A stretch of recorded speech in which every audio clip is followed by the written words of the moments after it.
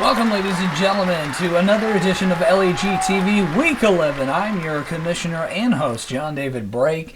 And boy, we got some developments here happening with only 4 weeks left. That's right, there's only 4 games left until the playoffs. Can you believe we're already at this point? And a lot of things happened. Big surprises last week.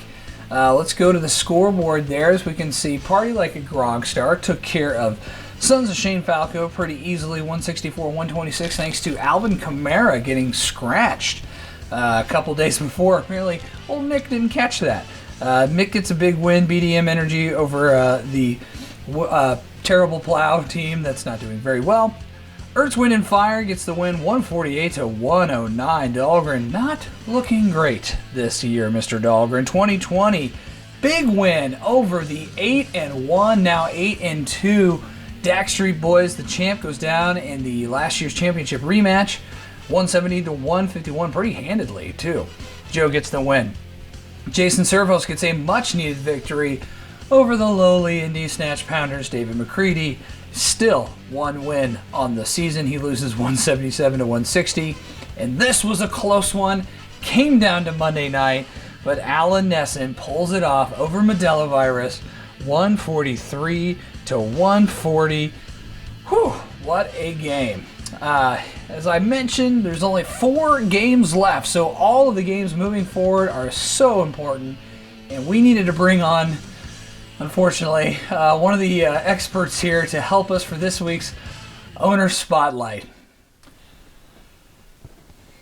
Well, this is the first time in a long time. Thank you for joining us. Yeah, clearly you are completely out of options. Yeah, nobody in the league wants to do these videos, so you got to get me on. So yes, thank you for having me on. You look a little sweaty there. Is that oil? No, just a little oil. It was like 60 degrees yesterday, so I figured why not get some sun. But don't be jealous. You're looking a little pale yourself. Fair enough. Well, quite an impressive season. 8-2 on the year, tied for first as far as the record goes, but not points. How do you feel about the team this year? Yeah, feeling good about this season. I'm not going to lie. Got a lot of lucky breaks that have happened. I had some matchups where it definitely went in my favor when I shouldn't have won. So, yeah, I'm feeling pretty good about 8-2, but this is deja vu all over again. Austin and I were in first and second place and went back and forth until eventually I got first place, and then, of course, lost in the first round of the playoffs. So I'm cautiously optimistic, looking forward, get some more wins. Hopefully Austin loses so I can lock up that number 1 spot. Yeah, we all know how that turned out, unfortunately. I don't think you've won a playoff game in quite some time, no matter how good the record is. Okay, so let's go to the rundown. We use your expert fantasy football critique and see who is going to win this week in these pivotal matches. Let's first start with our game. Of course. Party Like a Grogstar taking on Modelo Virus. Jable only favored to lose by 1 point, but that's not going to happen. I think Jable's going to win big this week, and it really comes down to missing Darrell Henderson on a bye week. What do you think? Yeah, you're right. There's no way we're going to win this week. Party Like a Rockstar is favored to lose or favored to win currently by 1 point. It keeps just changing. But look, maybe Lamar Jackson has a good game. I'm scared to death of James Robinson's status. And then in the flex position, Rashad Bateman. I'm only going to play Bateman if DeAndre Hopkins has Kyler Murray injured again. But if Murray's throwing to Hopkins, then I'm going to put Christian Kirk. I don't even know my own team, if that tells you anything. But yeah, we're going to lose this week. But it's going to be close. I think Jable has a good team. And yeah, we're going to lose this week. Yeah, it's gonna hurt. Yeah, I totally agree. Jable's going to smoke us this week, and it's going to hurt. We'll see. I'm monitoring the Kyle Murray situation for Christian Kirk out there. All right, let's move on to a matchup that really deserves no attention. It is David McCready's Indy Snatch Pounders taking on Alan Nesson's Nesson at 7-3 has more points in second place, so a win and a loss from Party Like Gronkstar puts him right into second place, possibly first if Austin loses. So this is a big week for Allen, and I think Nesson's going to win pretty easily in this one.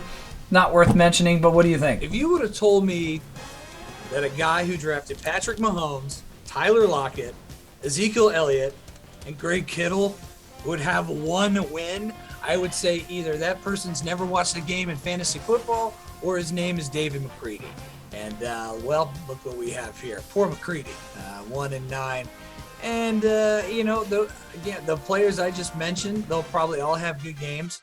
But Allen's team's a little bit more balanced. But I'm going to take McCready this week because who wants to lose to this guy? Right? I'm taking McCready for the upset. Nesson's talking a lot of trash, telling him what a terrible GM he is. And hopefully, I'm taking McCready this week for the upset. Well, agreed to disagree. And yes, I'm taking Nesson. That guy. All right, how about a matchup that really matters? 2020, Joe Murdoch coming fresh off the victory over Austin Stoll's team, taking on Jason Servos, the Smarting Bastards of 5-5, desperately needs a win. Just looking at the matchups, I like Joe this week. He is also projected to win only by 5 points. It's going to be a close one. I'm taking Joe this week. What do you think? No, disagree with you again.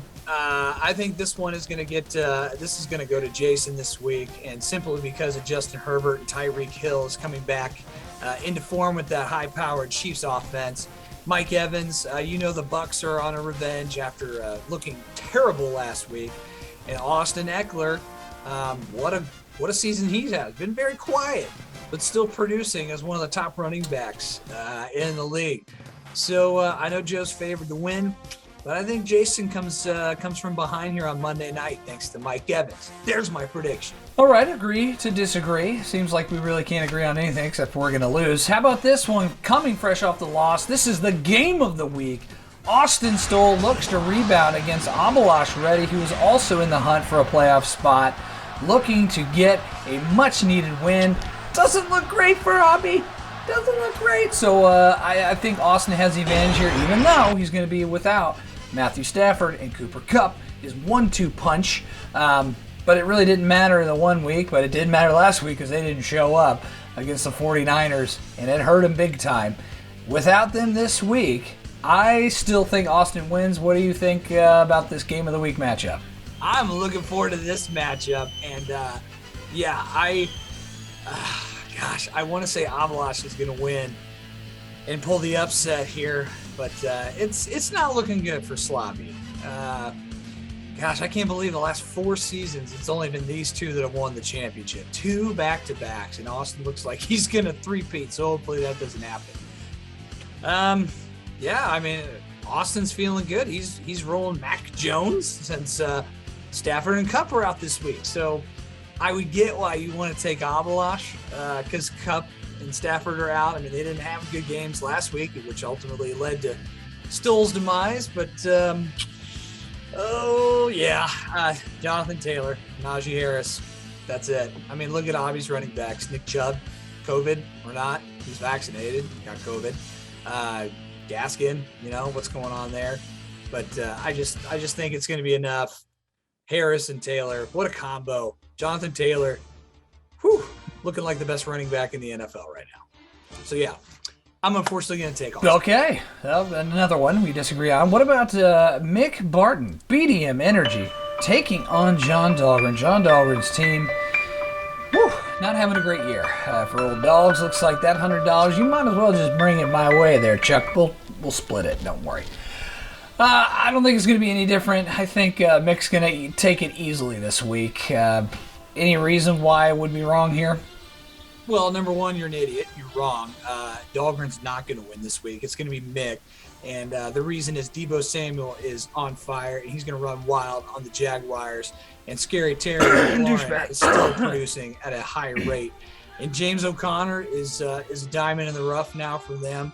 And the fact that you've got Christian McCaffrey in the flex, that's enough for me to say that's going to be a winning team. Although hopefully C-Mac is healthy. I don't see anybody on Dahlgren's team that's got a better matchup than Mick does. So I'm taking Mick. Whew. Okay. Well, here's a game I'm excited about. Of course, we haven't done this in a while.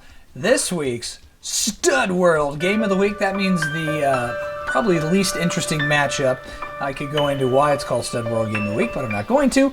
Between New World Okariki and Nick Shook, who's actually put together some wins recently in the last few games. And I think that continues here. Mr. Shook just got a nice trade from my team, our team.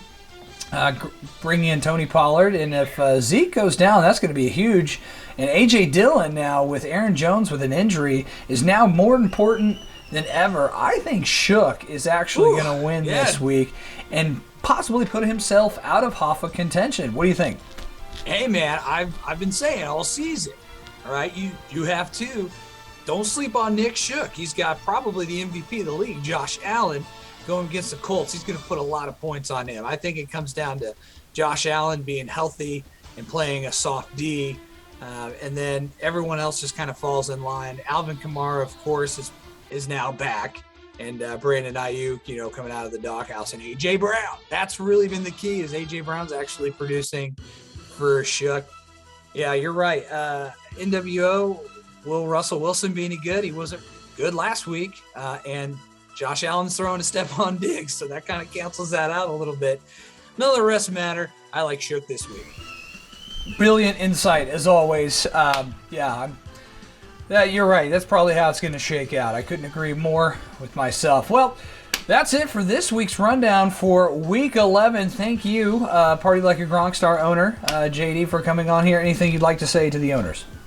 Yeah, thanks for having me. Hopefully we'll have a show for Thanksgiving, and so I don't have to come on here. Any of you owners want to do the spotlight, please? I don't want to be on here anymore. Yes, I He's so believe obnoxious. I'm just about to jump a shark on some water skis after this episode. Yes, hopefully somebody's watching this. Anyways, thanks for tuning in this week. Good luck to all you gentlemen out there, and we'll see you next time on LEG TV.